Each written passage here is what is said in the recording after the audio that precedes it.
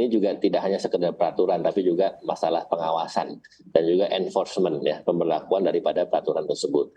Dan memang kita di dalam ketentuan yang nanti akan direvisi juga nanti akan jelas, akan ada pengawasan yang berkala dari Kementerian Perdagangan melalui Direktorat Jenderal Perlindungan Konsumen Tertib Niaga PKTN. Nah, itu nanti secara aktif kita akan melihat, jangan sampai ada platform-platform atau mungkin platform sosial media yang masih juga bandel, yang masih juga mengklaim dirinya sosial media tapi juga jualan.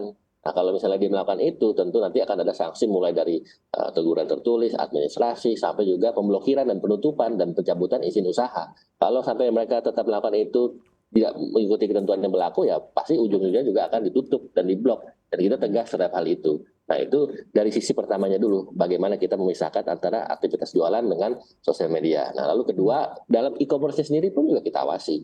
Nah, itu juga nanti akan kita lihat satu persatu secara berkala dan secara rutin, mana yang misalnya, dan tentunya juga menerima aduan dari masyarakat.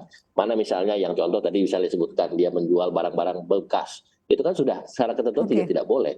Yang impor barang bekas atau baju bekas itu kan sudah jelas sekali, tentunya itu adalah produk yang ilegal. Kita sangat melarang dan juga sangat keras dalam hal itu. Nah, apalagi kalau dia mau coba main lewat salah satu platform digital, baik itu sosial media ataupun mungkin e-commerce sekalipun, nah itu kita akan tegas. Itu akan kita langsung memberikan sanksi, baik itu merupakan sanksi administrasi tertulis, bahkan sampai nanti pemblokiran dan juga penutupan dan bahkan pencabutan izin berusaha. Nah, oleh karena itu kita juga selalu ya memberikan informasi dan juga memberikan literasi kepada, tidak hanya kepada publik, khususnya kepada para platform ya. Baik. Kalau mereka bandel juga masih tidak mau ikuti peraturan, kita pijakannya jelas kok, fondasinya jelas Mbak. Kita kalau ada peraturan kita enforce. Ya kalau mereka melanggar peraturan ya kita kenakan sanksi. Nah, ini yang tentu kita menjadi salah satu kerjasama semua pihak, termasuk juga dari para konsumen dan juga para pelaku UMKM. Silakan kalau ada menemukan peristiwa seperti itu bisa diadukan kepada kami akan dengan jelas dan juga dengan tegas menindak hal-hal yang negatif tersebut. Pak, ini pertanyaan singkat saja, mulai berlakunya kapan Pak Jerry?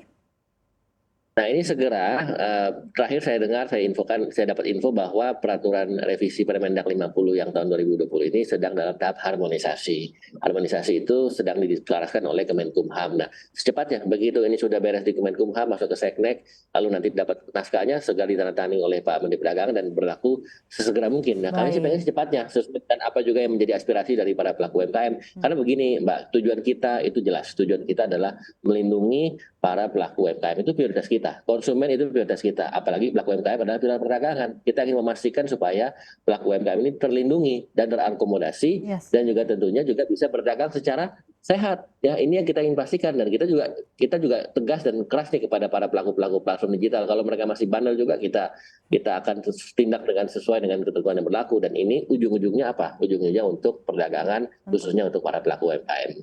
Semoga tujuan dari diberlakukannya regulasi ini tercapai ya Pak ya.